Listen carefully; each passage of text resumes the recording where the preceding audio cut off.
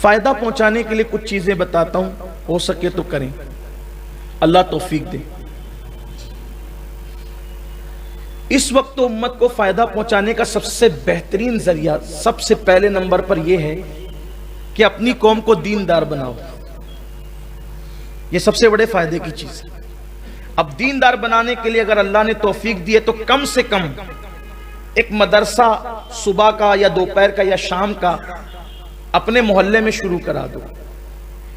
اگر نہیں محلے میں مدرسہ ہے تو کسی ایسے کے گھر میں جس کے گھر میں لوگ کم ہو اور گھر بڑا ہو، وہ مدرسہ شروع کرا دو۔ اس کی دیکھ ریکھ کی ذمہ داری آپ لے لو، تنخواہ کی ذمہ داری ہم لے لیتے ہیں، تو محلے کے بچے پڑھیں گے تو آپ کے ذریعے فائدہ ہوگا، سورس آپ کا ہوگا، محنت آپ کی ہوگی، اور روپیے سنی دعوت اسلامی کی طرف سے لگا دیے جائیں گے۔ تو اس طریقے سے محلے میں دین پھیلے گا، اور میں سمجھتا ہوں کہ اس وقت دین کی خدمت سے بڑا فائدہ مند کیا چیز ہو سکتی، کیونکہ لوگوں کو آپ دین کے قریب کرتے ہیں مطلب جنت کے قریب کرتے ہیں۔ اگر یہ ہو رہا ہے محلے کے اندر، آپ اپنے محلے میں درس شروع کروائیے مبلغین کو بلا کر، تاکہ لوگ دین کے قریب آئیں، بڑا فائدہ ہوگا۔ آپ نہیں سمجھ رہے اس فائدے کو، اس لیے کہ لوگ کفر کی طرف، الہاد کی طرف، گمراہی کی طرف، بے دینی کی طرف، بدعقیدگی کی طرف جا رہے ہیں۔ اگر لوگوں کو فائدہ پہنچانا ہے، آپ یہ محنت کریں۔ برسوں سے آپ ہفتہ واری اجتماع میں آ رہے ہیں، آپ سی باتیں سن کر چلے جاتے ہیں، داڑھی نہیں تھی داڑھی رکھی، ٹوپی نہیں تھی ٹوپی پہننے لگے، لیکن اپنے لیے آپ نے اپنے آپ کو فائدہ پہنچایا۔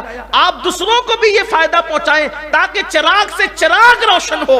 اس لیے کہ اس فائدے کو صحابہ کرام یہ فائدہ پہنچانے کے لیے کہ دین کی شمع کو پھر اور کہیں روشن کرنے کے لیے صحابہ کرام نے مدینہ منورہ چھوڑ دیا اور زمین کے چپے چپے پہ پھیل گئے۔ اس کی قربانی کی برکت، اس قربانی کی برکت یہ تھی کہ تھوڑے سے عرصے میں اللہ تبارک و تعالیٰ نے دین محمدیہ کو عروج عطا فرما دیا۔ پوری دنیا میں ایمان کی روشنی پھیل گئی، پوری دنیا میں ایمان کا نور پھیل گیا۔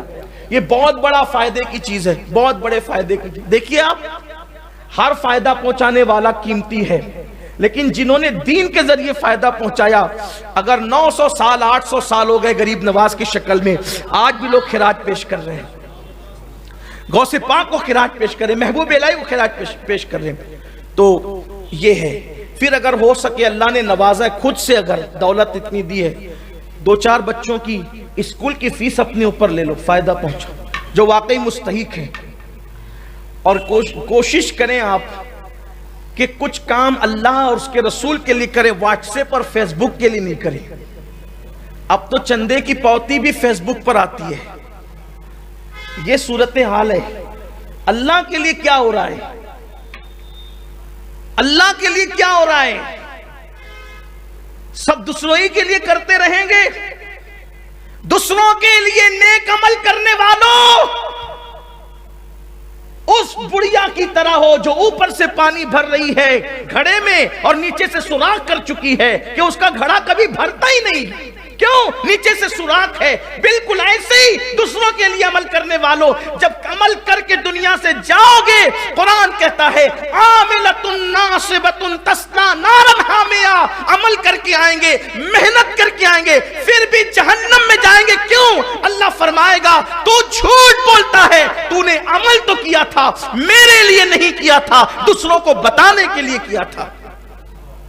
میں دیکھتا ہوں کہ محمود غزنوی مسجد نبوی میں، حضرت محمود غزنوی مسجد نبوی میں پانی پلاتے تھے تو اپنے آپ کو چھپا لیتے تھے تاکہ کوئی پہچان نہ سکے، کوئی پہچان نہ سکے۔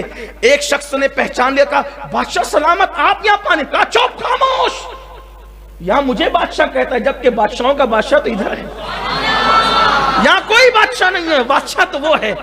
یہاں کسی کو بادشاہی زیب نہیں ہے، سارے کچکلا یہاں سر جھکا کر آتے ہیں، اس لیے کہ جس کو جو ملا ہے، جتنا ملا ہے، اسی بارگاہ عالی جاں سے ملا ہے۔ اسی لیے تو استاد زمن کہتے ہیں کہ منگتا تو ہے منگتا، کوئی شاہوں میں دکھا دے جس کو میرے سرکار سے ٹکڑا نہ ملا ہو۔ وہ لوگ اتنا چھپا چھپا کر کرتے تھے۔